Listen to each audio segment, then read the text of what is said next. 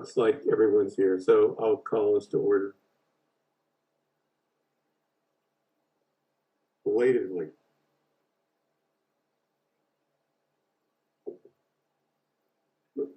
First item on the agenda is the update on the outstanding projects, starting with the museum.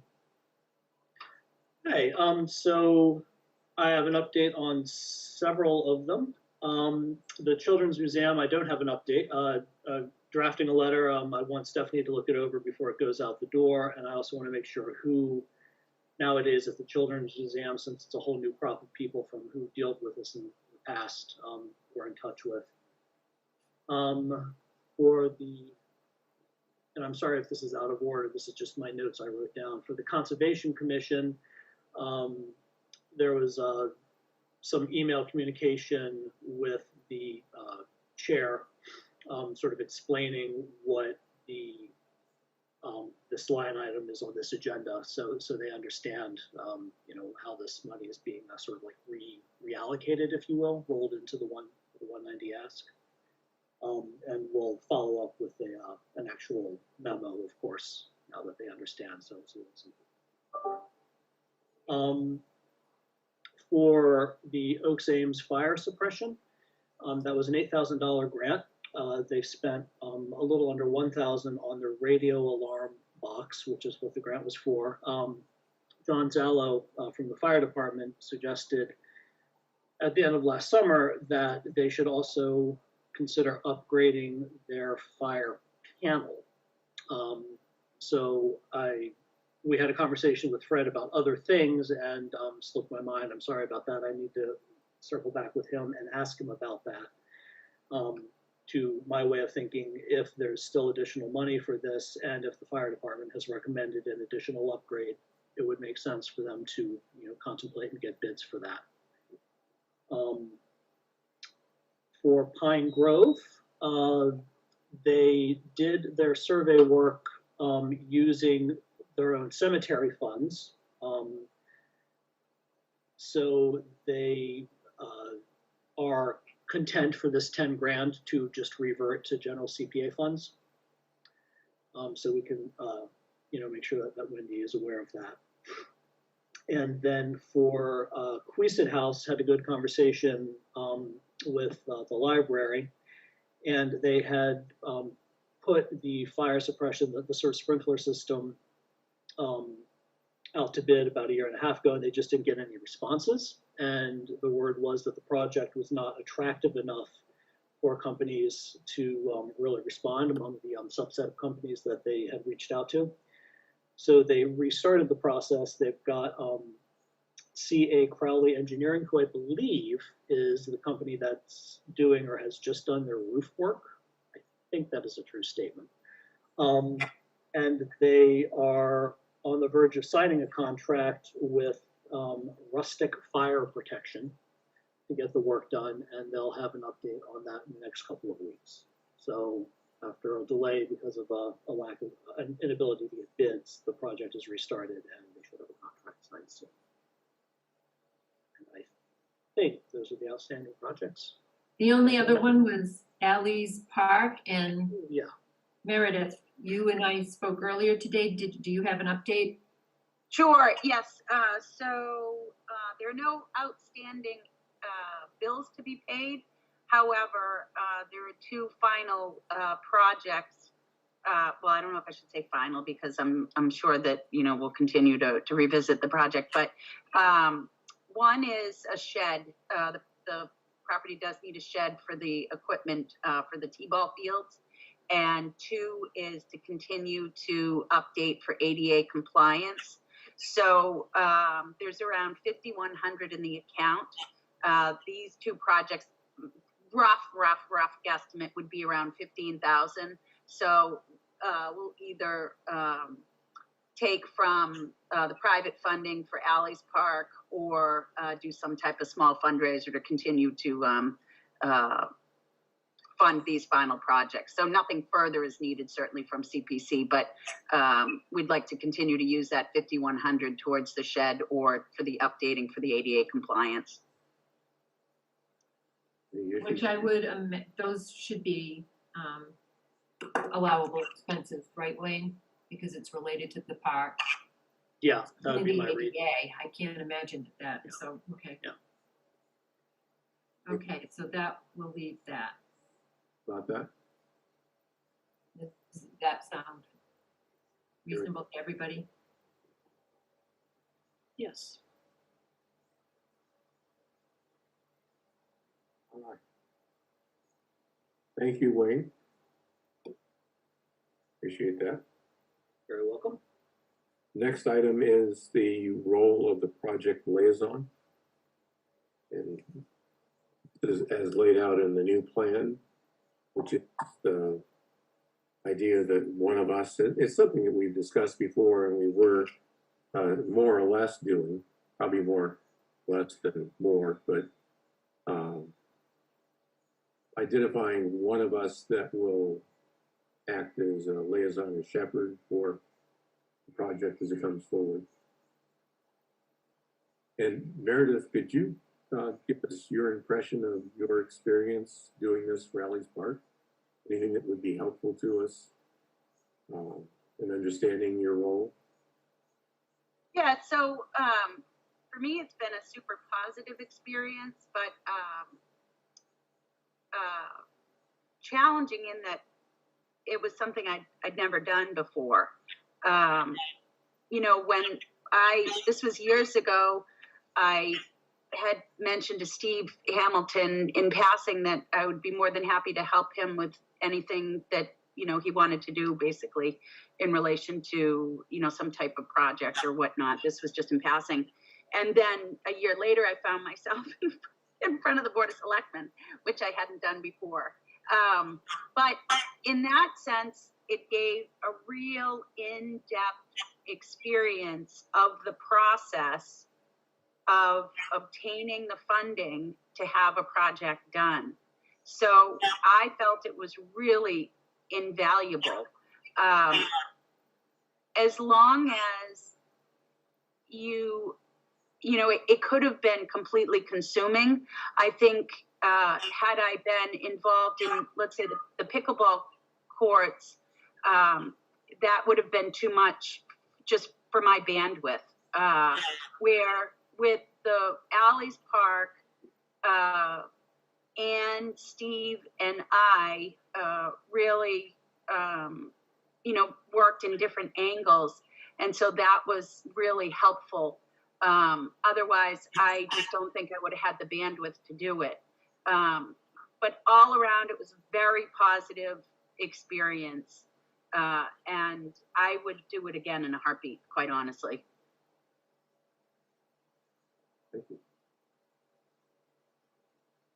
So what clarification do we need to make on this? We're to have a discussion about the role. Is everyone comfortable with this idea?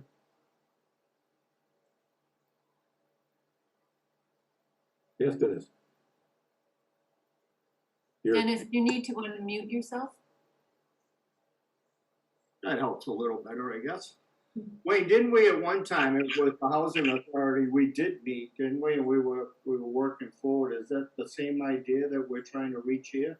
Something like that with a little more involvement. I think there have been some projects that have been less successful than they could have been, and I think they could be greatly improved by regular oversight and involvement from someone on the CPC to really understand what's going on, to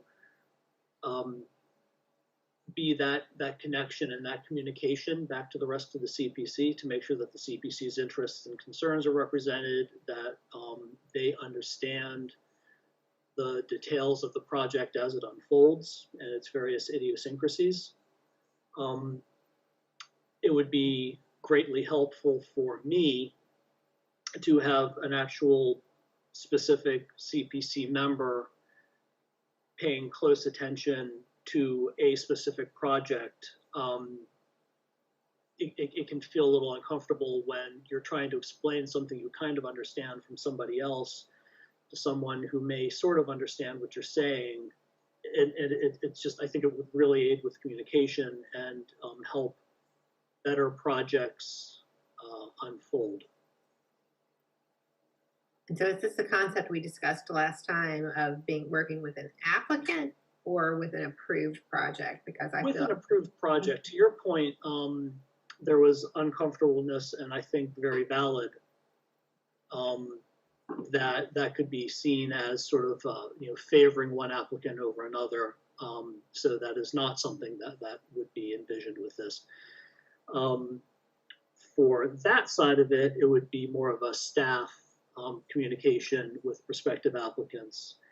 And I want to put a bit of an underline under the conversation we had previously that some prospective construction projects could be encouraged to be two-step and have a smaller planning grant at the beginning to help them get their plans and their specs and their budget, so that when they applied for actual construction work, you had better metrics to evaluate and a better project. I think some of the challenges that the CPC has faced is some of the smaller, more grassroots, sort of homespun applicants and projects don't necessarily have the resources or the sophistication to have the plans and specs and budgets that would really help a project be really successful.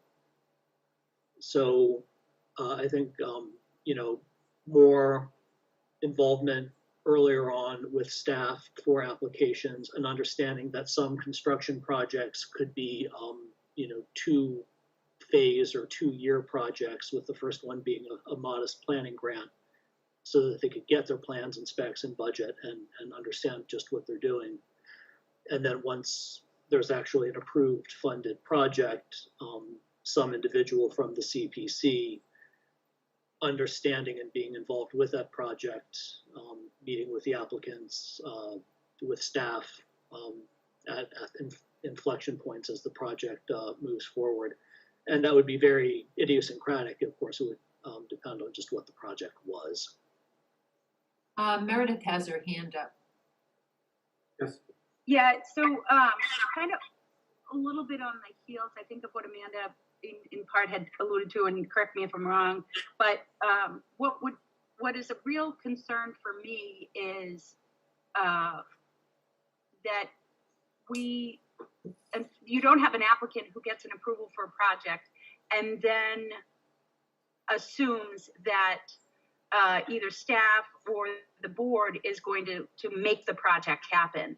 And that's my only hesitation with this doing it. I think it should be made very clear to the applicant or applicants that we are guides. In many cases, as we discussed before, this may be the first and last time we've done a project, and so we may not be all knowing. And also, just because they have an application approved, it doesn't mean that the board or staff is going to just take and run with the program. That the applicant is doing the lion's share of the work that needs to be done, and that we will help and guide them as needed. That's my only fear with this is, whether it's bandwidth or knowledge of a project, that we take something on that, we just might not be able to do it in that capacity. I don't know if I'm being clear, but that's basically my only hesitation with this. Yeah, I mean, I think that's a really good point, and I think you're being very clear, which is, again, that the project liaison is really just someone to help, someone from the board assigned to a project to make sure that we're getting the updates. And when I say things are moving forward, not that the project liaison is making things move forward, but making sure that there's response from the applicant and the real project proponent that things are moving forward. And if there are any problems that may, that can be communicated back to the board, that we may have some concerns that the project isn't proceeding as it should, if that makes sense. Yeah, and I think also, and the involvement can be fun, right? Because you get to see hands-on this work being done, and you may have an applicant who doesn't, feel comfortable and know how to reach out to any one of us to ask for information, and we, are that immediate conduit, Yes. or even people within, town hall. So I think in that capacity, just having someone to reach out to would be incredibly beneficial to a lot of applicants. I'm just having a little bit of, there have been two phrases mentioned in passing that made me have concerns about open meeting issues. So talking about, relaying board's concerns and things like that. I would need some pretty clear guidance because I know enough about open meeting laws to be dangerous. So I just don't do anything outside of this meeting ever. So it would be, I would need a refresher on what can and cannot be said. Because how are we going to relay the board's concerns until we have a meeting to discuss? It's kind of a circular thing, I guess. Does that make any sense? Yeah, I think that's, again, another good point. And what I would say is that it sounds like what you're hearing, Amanda, is that as the liaison, you'd be relaying any concerns that the committee has to an applicant. And I don't think that's really the case. I think it's relaying back to the committee if there are potential concerns or concerns about the progress of a project or how it's moving forward and how work's being done. And then the committee should be taking action as a committee. And that could be in the form of authorizing either Wayne or I to communicate directly or to generate a memo or a letter to the applicant. So this would be more of a, can you provide an update? How's it going kind of thing, not a. And someone to come along to look at progress for construction projects, to just build that relationship.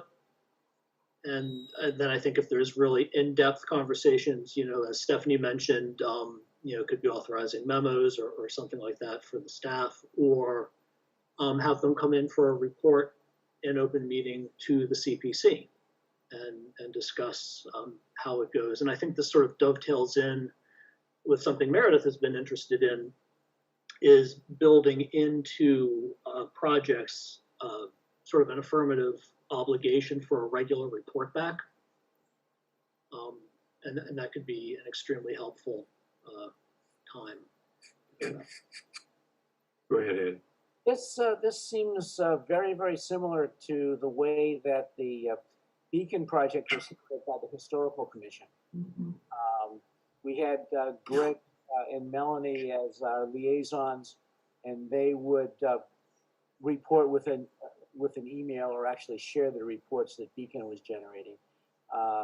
And at a monthly meeting, they might report, and then on a quarterly basis, we'd have somebody in from Beacon to update on the project. So I think we have precedence for this, and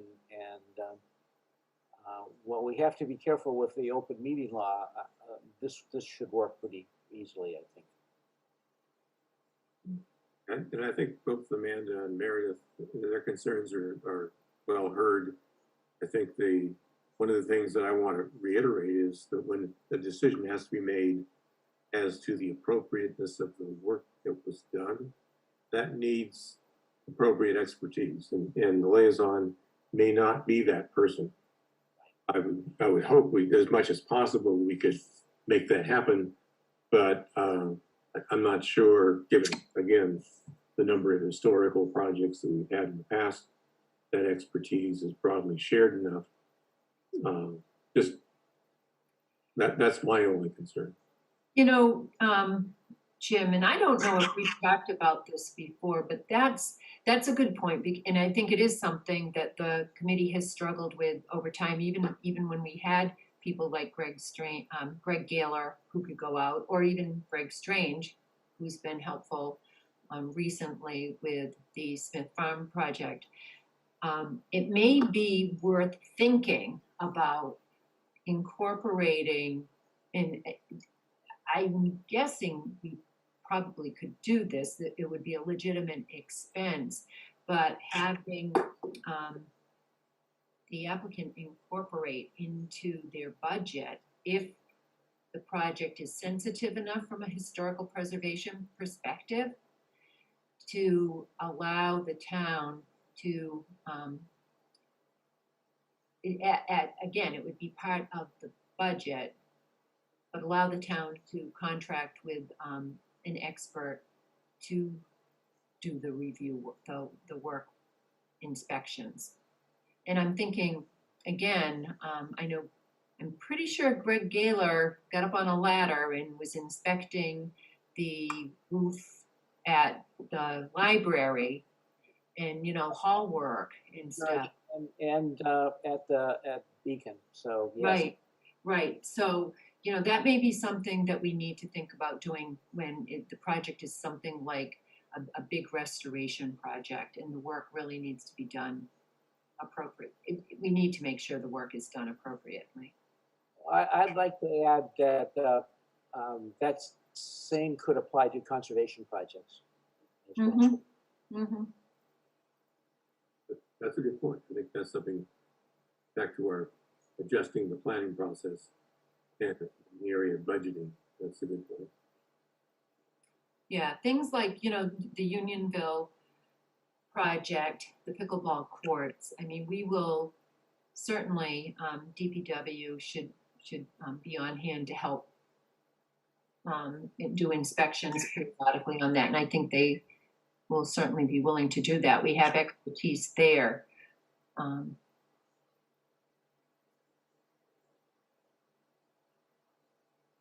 Okay. Other concerns?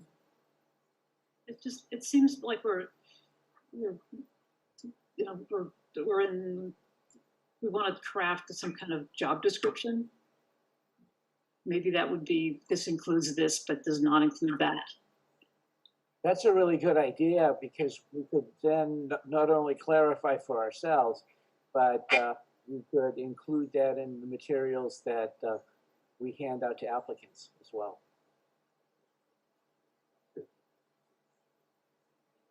We're going to draft something like that. Yeah, this includes, but it's not limited to that. Right. I think I saw Wayne raise his hand. What's that? I think I know where this is going to land. Maybe Carol and Wayne can work together on that. I think Jim just volunteered to. Oh, did you? I'm sorry, I didn't hear exactly. I'm happy to help with that because that's about the only thing I'm qualified to do. Unless one needs a lawyer to draft something, I'm not going to be helpful on historical or affordable housing as one of the at-large members. So that policies I can do. That would be terrific. Thank you. Right. That would be huge. Thank you. So, anything else before we move on? The new application process? So we're looking to sort of debut this in January-ish for sort of a year-long process for grants made in May 2022, so that we can really just pay attention next year and be really mindful of a better and more focused process. So for that, when is our meeting, Stephanie, in December? Yeah. Hold on, it will be the 10th, December 10th. Thursday, December 10. Is that an issue with Hanukkah? The first night, I believe. Yeah. Oh. So we need to look at that. Although the candles get lit at sunset, and that's 4 o'clock. Or 2. Thank you, New England. Yeah, gosh, it gets dark early. All right, so should we move the meeting date? I don't think I have anything scheduled for Wednesday the 9th. That is my husband's 70th birthday. Oh my goodness. Well, having gone through one of those, she might be happy to miss it. No. I think I'm gonna have to do something special. Has to be monumented. The 17th, the next week, Thursday the 17th. Sounds good. It is, that is gonna be the week of virtual holiday parties from hell. Yeah. Oh yeah, virtual holiday parties. Yeah. Oh, that sounds dreadful. Within one in every office, so, Wow. but I'm sure I'm not going to be the only one in that position. We could have our own virtual party. You could use this as a, oh gosh, I'd love to, but I've got a really important volunteer board meeting that. Well, I'm moving it back to the 3rd. Is that too soon? The 3rd of December? Yes. That's 2 I weeks. actually agree. That time of year for me too is, I have 3 little kids. It's every activity that you could imagine in the book we're doing. Are we, I mean, we're not accepting any project applications for this year. Probably no harm in pushing off until January. You're here. Yeah. Okay. So the virtual Christmas party is off? Anyone who wants to can have that. We can do. So we're still expecting you to have a Santa on his sled for your own. Yeah, that's right. Be going up. So what would that be then? It's January the 14th? Is that the idea? The second Thursday? Is that what we aim for? That's right. Sounds We can good. still be within the 12 days of Christmas, Ed, so Yeah, there you go. it would Yeah. still be seasonally appropriate. So January the 14th, 6 p.m. CPC, Wednesday. That's a Thursday, the 14th, right? Thursday, I'm Yeah. sorry. I Thursday. thought we were talking about the 3rd, sorry. Never mind, Ed. No hat for you, the 14th. Yeah, Yeah, I was gonna say, I thought Epiphany was like the 6th. the 6th, yep. No, I thought we were January 3rd, but that's a Sunday, so that can't possibly be it. Maybe I'll have to check the Orthodox calendar. I'll get back to you. All right, so Thursday, January 14, 6 p.m., the next CPC meeting. And the reason we went down a little rabbit hole is with all the conversation we've been having, and I have found the application form to be really kind of baggy and overly detailed and not terribly user-friendly. So I think it needs a complete, dismantle it and start over. And I've chatted about this with Stephanie, and so my goal is, and saying it out in front of everybody makes it real, to come up with a draft for an application template and process and so on for this group to consider. I think that's a great idea. You're right, that process has been tinkered with so many times that all the parts are showing. Mm-hmm. And it's like, and I'm not in this world at all, but my friends who are in the computer universe, it's like code, and you just add more things to it and add more things to it and add more things to it.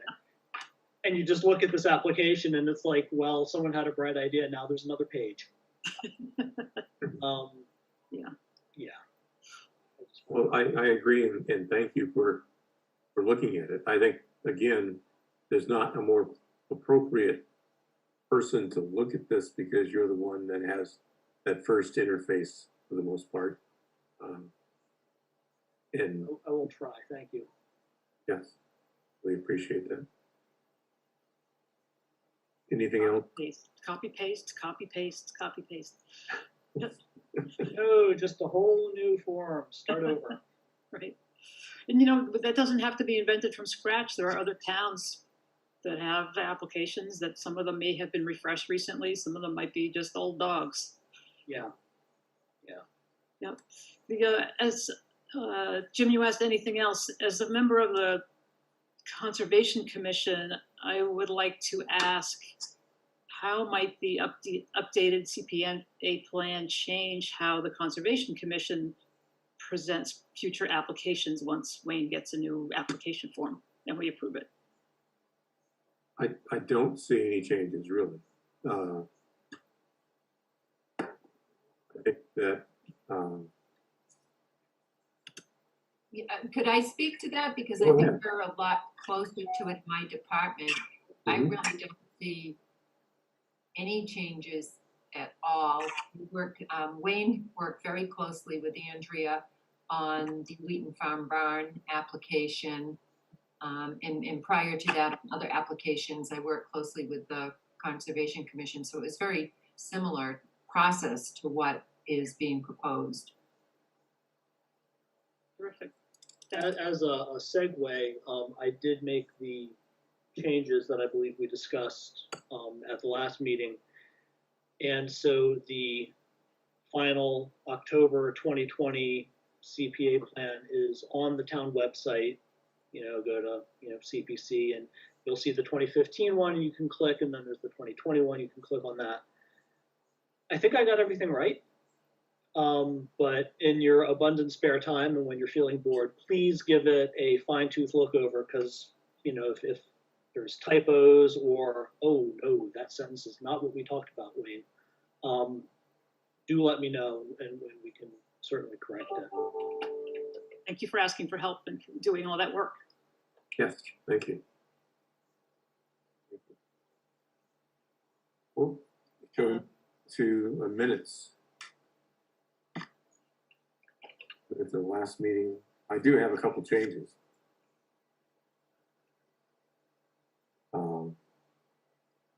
One is on the second page, below the table of debt. The last sentence in that paragraph, there is a reasonably strategy instead of a reasonable strategy. Needs to be an E, not a Y.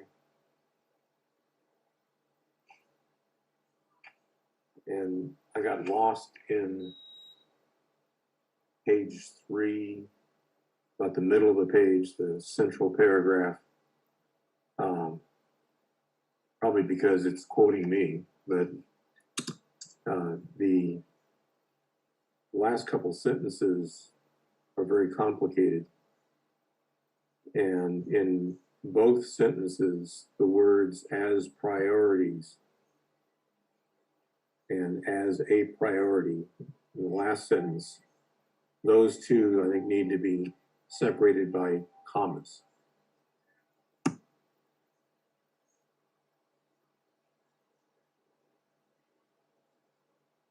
Anybody else have any other issues? And I'm sorry, did you catch the comma that should be a period in the third from the bottom of page 2? No.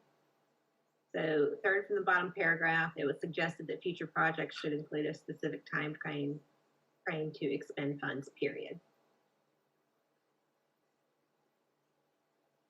Not comma. Good eye.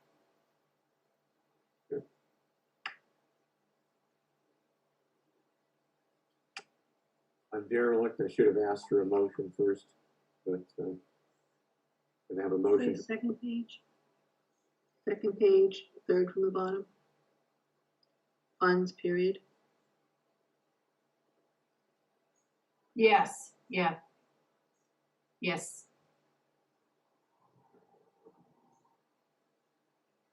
Back to my request for a motion. I move we approve the minutes as amended. Second. Okay. We'll do a roll call vote. Jim, can I make one more change? Just my I'm sorry. attending members, Dennis has 2 wins in it. It's no big deal, but it's, Denise? they didn't put an E on the end, I'm good, so. Okay.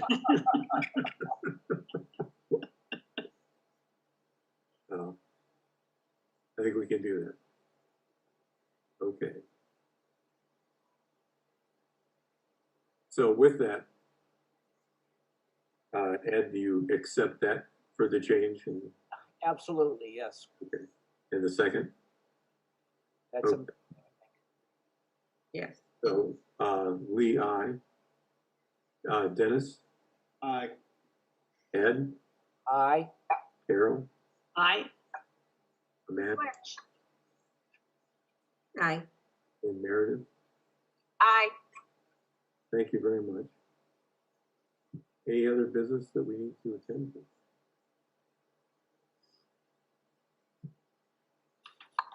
Then I would like a motion to adjourn. So moved. Second. Lee, aye. Sheedy, aye. Ed, Aye. no, Lundin, aye. Amanda, Aye. Meredith, Aye. thank you. And again, my apologies for being bird brained. Late. Thank you all. We'll see you in January. Happy No New- worries. Happy holidays. Happy holidays.